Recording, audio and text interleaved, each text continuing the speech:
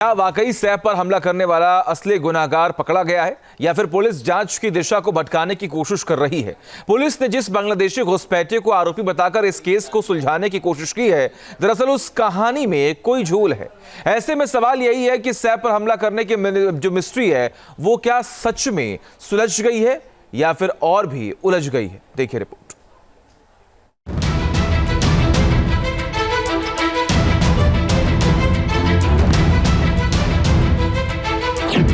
जो आरोपी सैफ के घर में घुसा था वो इस जंगल में मिला।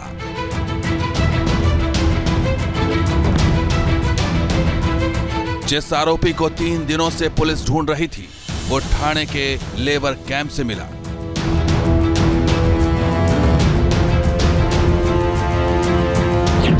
जो बांग्लादेशी घुसपैठिया है उसी ने किया था सैफ पर हमला।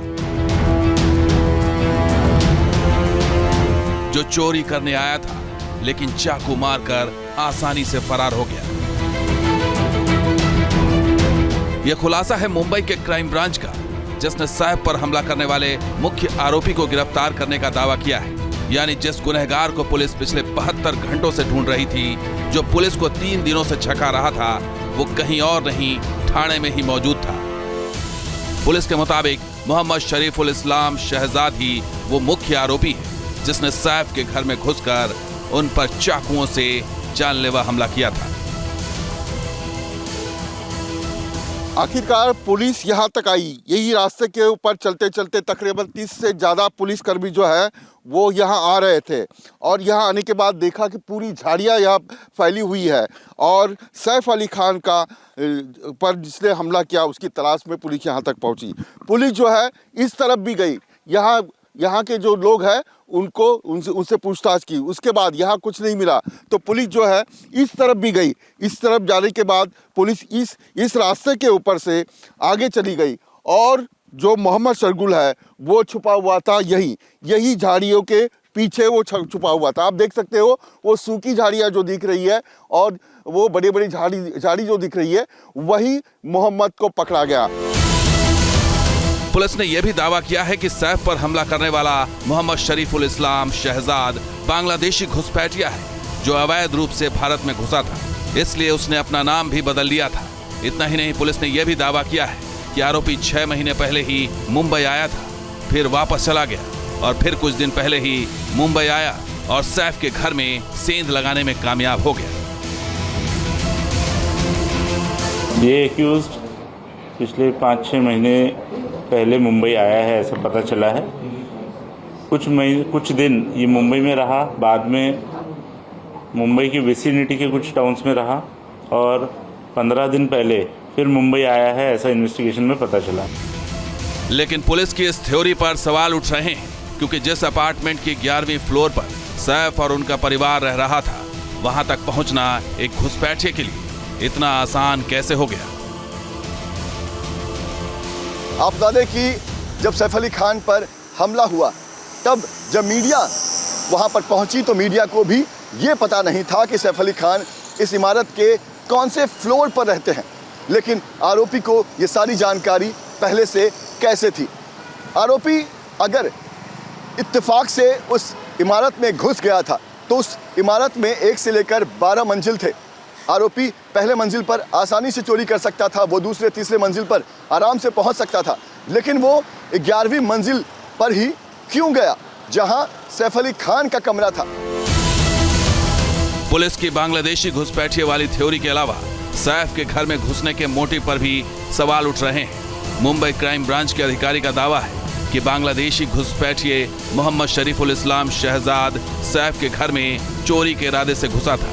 लेकिन सवाल अहम यही है कि पहली बार चोरी करने वाले आरोपी ने सैफ के घर को ही टारगेट क्यों किया? और जो सबसे बड़ा खुलासा पुलिस ने किया है वो ये है कि जो पकड़ा गया आरोपी है वो बांग्लादेश का नागरिक है। इसका जो एड्रेस पुलिस को मिला है वो बांग्लादेश के झलाकोठी जिला का है।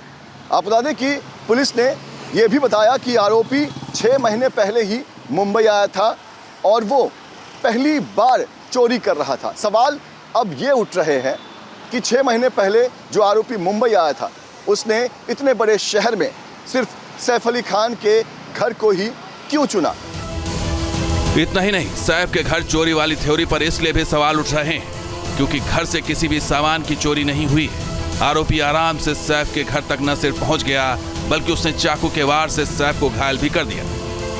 पुलिस की थ्योरी इसलिए भी सवालों के घेरे में है क्योंकि सैफ की पत्नी करीना ने खुद पुलिस को बयान दिया था कि उसके घर से किसी तरह की चोरी नहीं हुई है।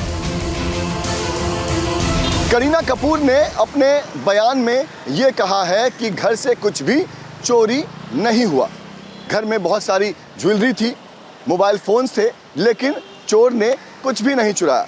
उसने सिर्फ सैफ अली खान पर हमला किया और हमला करने के बाद वो वहाँ से फरार हो गया।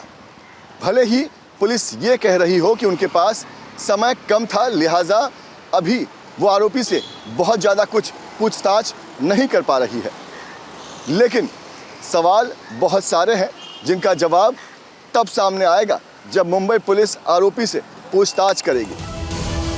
पुलिस ने मीडिया के सारे सवालों का जवाब नहीं दिया, ना ही पुलिस के पास इस बात का जवाब है कि सैफ पर हमला करने का मोटिव क्या था। तो वहीं आरोपी के वकील का कहना है कि बिना सबूत के पुलिस ने शहजाद को गिरफ्तार किया है। वो सिर्फ एक दावा है, कोई प्रूफ नहीं है, ऐसा कोई प्राइमा फेसी एविडेंस नहीं है। जस्ट बिकॉज पुलिस कस्टडी लेनी थी तो वो उन्होंने एक एलिगेशन। आरोपी के वकील का यह भी दावा है कि इस केस में कई सारे सबूत हैं, कई चश्मदीद हैं जो दबाव की वजह से सामने नहीं आ रहे। ऐसे में सवाल यही है कि क्या पुलिस केस को डाइवर्ट करने की कोशिश कर रही है।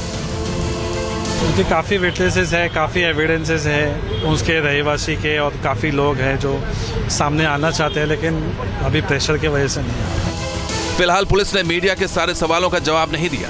पुलिस आरोपी से पूछताछ करेगी, लेकिन सवाल अब भी बड़े हैं, जिनमें सबसे अहम यही है कि आखिर इस हमले के पीछे का मोटिव क्या था।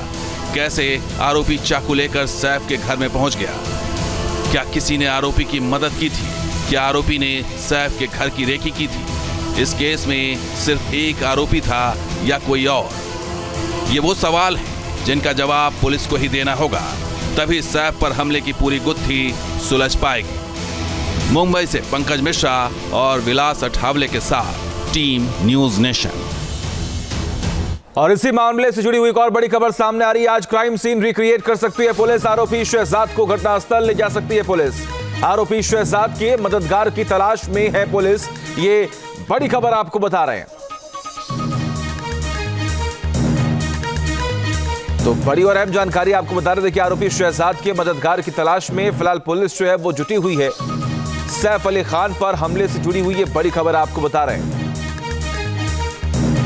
और आज क्राइम सीन रिक्रिएट होगा, जहां पर आरोपी शहजाद को टीम लेकर पहुंचेगी सैफ अली खान के घर पे, और वहां पर आखिर शहजाद कैसे घर में प्रवेश करता है, वहां पर कहां पर छुपता है, सबसे पहले किस शख्स से उसकी मुलाकात होती है, बहस होती है, कैसे वो हमला करता है, कब वहां पर सैफ अली खान आते हैं, कब वहां पर करीना कपूर आती है, ये तमाम चीजों को लेकर आज जो सवाल खड़े हो रहे हैं।